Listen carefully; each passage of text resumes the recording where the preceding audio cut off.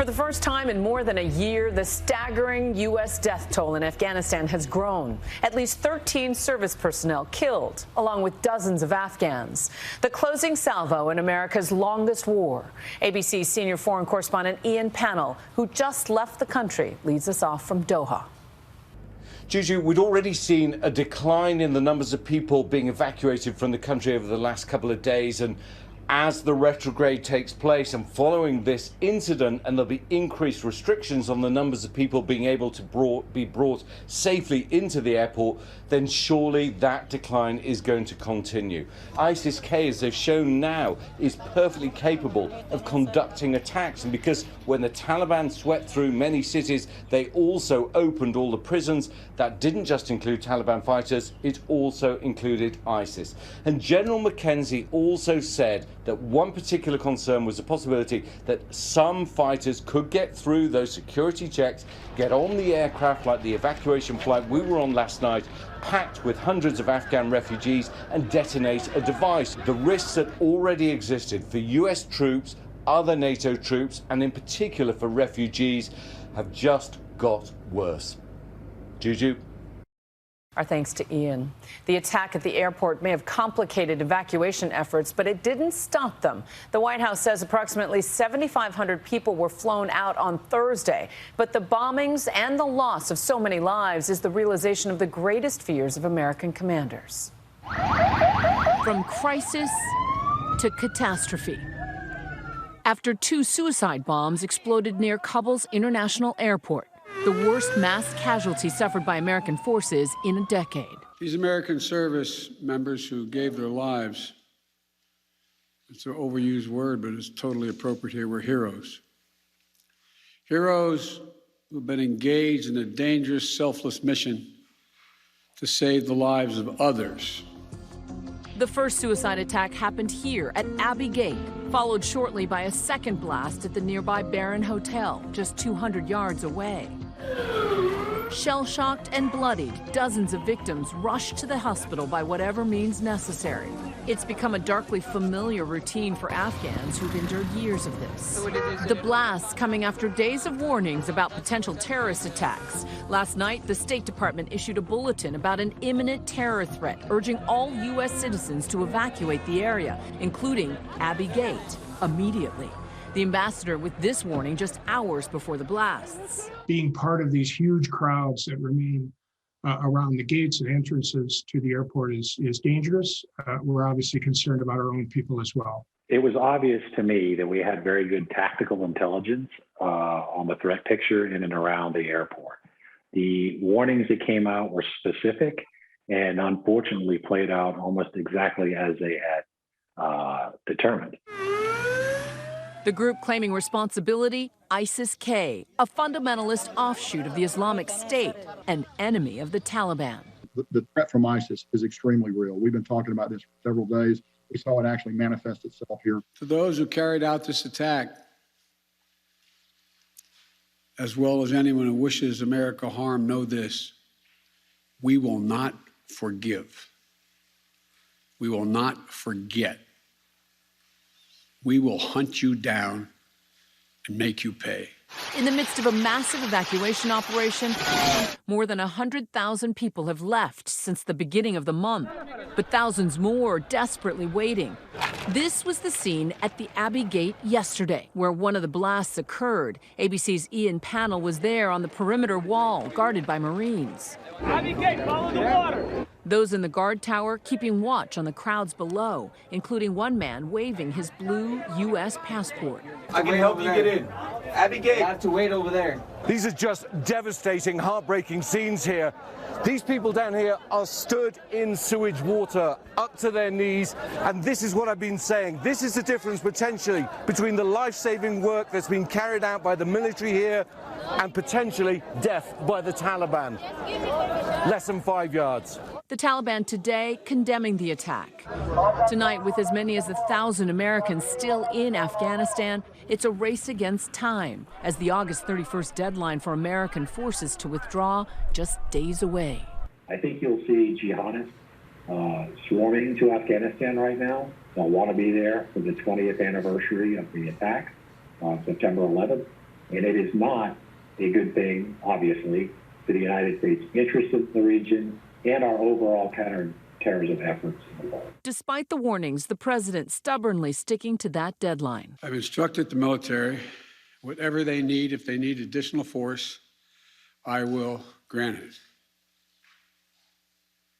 But the military, from the chairman of the Joint Chiefs, the commanders in the field, have all contacted me one way or another, usually by letter, saying they subscribe to the mission as designed to get as many people out as we can within the time frame that is allotted. For those still struggling to get out, every day is filled with dread and uncertainty. Haywad is an American citizen. His wife and 2 small children are as well, living in Southern California. Last month, his wife and kids went back to Afghanistan to visit a sick family member. Now, they're trapped.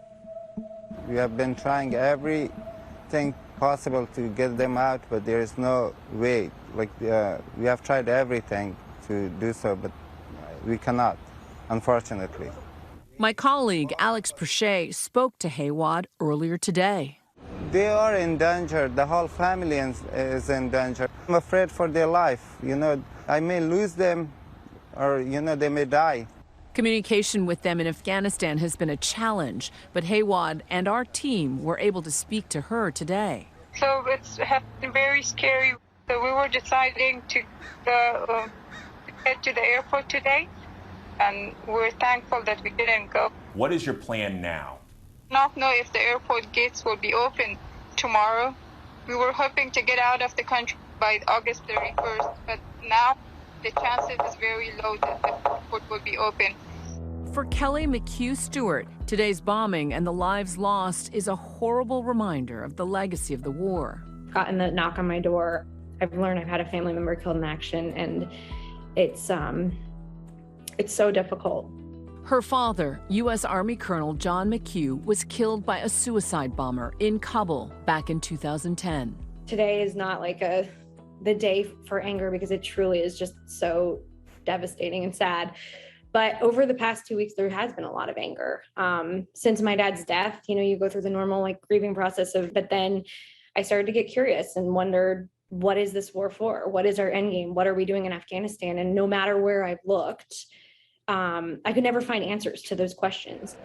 Those questions echo the reason behind the president's decision to get out, that no more U.S. lives would be lost in the never-ending war. Now the overwhelming worry that this bombing won't be the last attack. Right now, our focus is actually going forward, ensuring that another attack of this nature does not occur, because as you know, typically the pattern is multiple attacks. Which is why 6,000 American troops are still in Afghanistan, executing one of the largest humanitarian airlifts in history.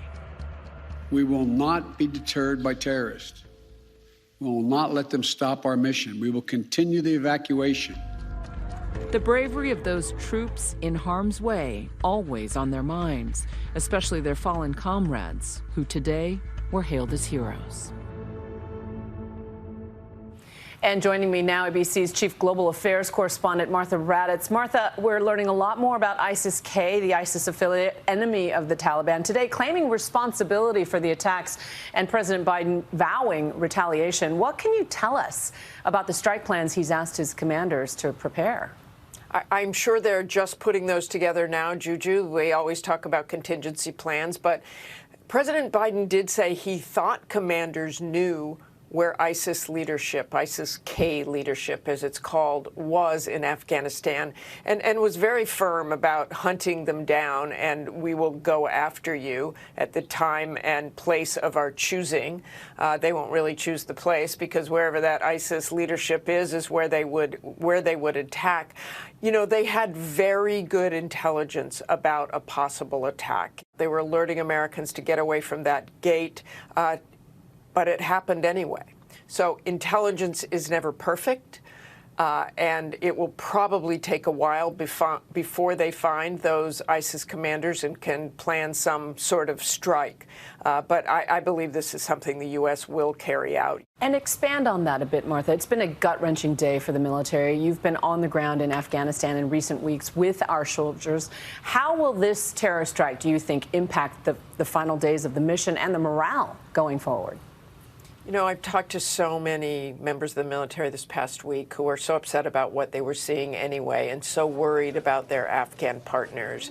And now not only to lose Afghans, but all of these Marines and Navy corpsmen and Army, it is a devastating thing to be around. And I think all the more devastating, Juju, because frankly, it has been a long time since the military has suffered a mass casualty like this, at least a decade in Afghanistan.